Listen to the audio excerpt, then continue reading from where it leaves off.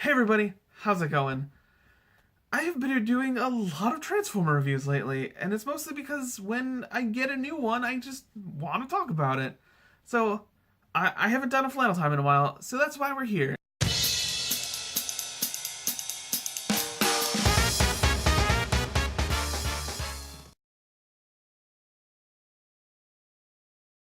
So anyway, welcome to Flannel Time, where it's more like a conversation. So I'll sit and I'll talk. I'll wear some flannel. You wear some flannel, maybe, hopefully, if you're smart.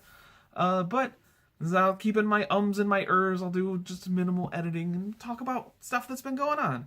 A couple things in particular. I think I really want to talk about Guardians of the Galaxy, but first, I've got to talk about something that a friend of mine gave me. Oh. Yes, he's cute and his fluff I can't bear. Meet Bewear! So a good friend of mine really wanted the Mimikyu plush that was announced right after Sun and Moon was released. And then sadly, he could only get it in a 2-pack with Bewear. He was like, hey man, I know you really like this guy. You can have it. Oh, and I love it so much. I really do. He's so cute. I guess I really want to talk about Guardians of the Galaxy too. I saw it a few weeks ago. I've had some time to digest it. I've talked about it with a couple of friends. Really nailed my opinions down, and I really think that it's a middle of the road movie. As my opinion is very different from most everybody else's that I've talked to about it. I think it was just eh. The character moments only even out the bland plot, the very very missed jokes, and the fact that it is entirely missable. First off, I there's one scene in particular that has been bugging me that nobody has talked about. And it's the scene where Rocket Raccoon is setting up all of those booby traps for the Ravagers as they're trying to kidnap him. That scene serves literally no purpose. It is spectacle alone, and it's spectacle that doesn't add anything because we know Rocket is good with traps, and it's fruitless because he gets captured anyway. I think it would have been so much more funny if we had seen him putting all of this effort into setting up these booby traps, and then he turns around and there they are, in just the one spot that he hadn't set them up yet.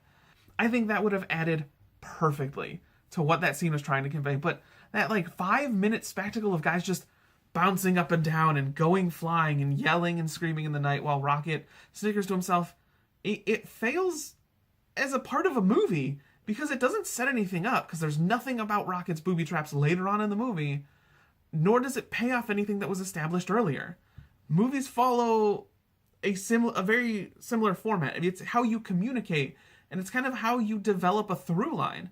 It is an establishment and a payoff, a setup, a resolution, and it doesn't do either of those. It's spectacle for spectacle's sake. And yeah, you can get away from that setup resolution with character moments, but it doesn't even add anything to his character. I know I've nitpicked this scene to death, so it's out there on the internet in the ether. I don't like that scene. I think it's very pointless. But to its credit, I think Drax is one of the most interesting characters in the MCU, period, because he's one of the only characters that we've seen really get over something. And not so much in the, I had an epiphany and now things are better. With his interactions with Mantis, you learn that he still feels the hurt and the loss and the anger that comes from losing the people you love more than anything. But he's willing to live his life in spite of that pain. He knows that he has to keep moving forward. He's not burying it deep down, and then it only comes out when Mantis finally feels it. No, he didn't regain his luster for life, losing all of that anguish. That's still there. Still very much a part of him, but he's letting himself laugh, and that's inspiring. And I think the best thing about it is that they don't lavish over it. They're not like, look at how Drax is with being a person. I love that. It's a great message for people suffering through grief in any regard, and I think more people need to look at Drax in that light as opposed to the joke a minute that they made him into. Which, that's another thing. I have been really disappointed with movies for the past few years for one particular thing, and that's the editing. The editing and pacing is so quick. And the first Guardians of the Galaxy was very, very much guilty of this. It was a very dense movie where one thing would happen, bam, next scene. Another thing would happen, bam, next scene. And I just want movies to slow down, take their time, especially when you have these moments where you learn something big and crucial and heavy. Doctor Strange had a huge problem with this. Like, a big, heavy moment happened, and then the cape came around and started smacking him in the face. That moment needed to be still. It needed him to reflect more. And he just all gets pushed aside. Like, don't feel those feels. Just push it aside. Let's get back to the funny. I don't like that. As much as I think Doctor Strange was a decent movie, that one moment right there, it sours literally everything. Because it shows that the filmmakers, the people behind it, the editors, director, studio, whomever is responsible for that, it shows that their focus isn't making sure that they have all of those human moments. I think that's why I like the Captain America movies a lot, because they, even though the first one was super, like, bam, bam, bam, the second one especially let those moments happen, and Civil War.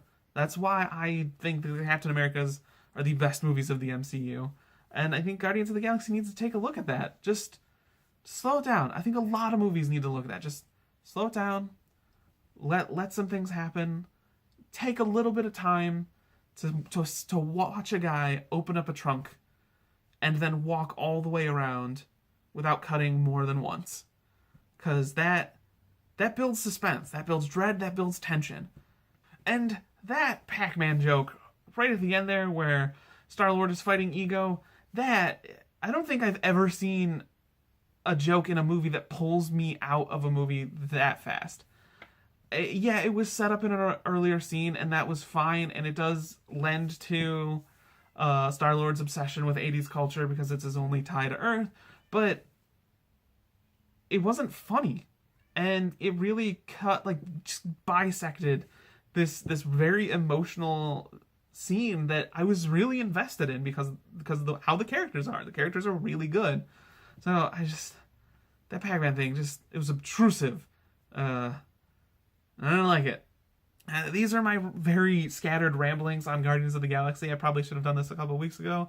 But let me know what you think down below if you watched all of this. Thank you so much for watching me do stuff.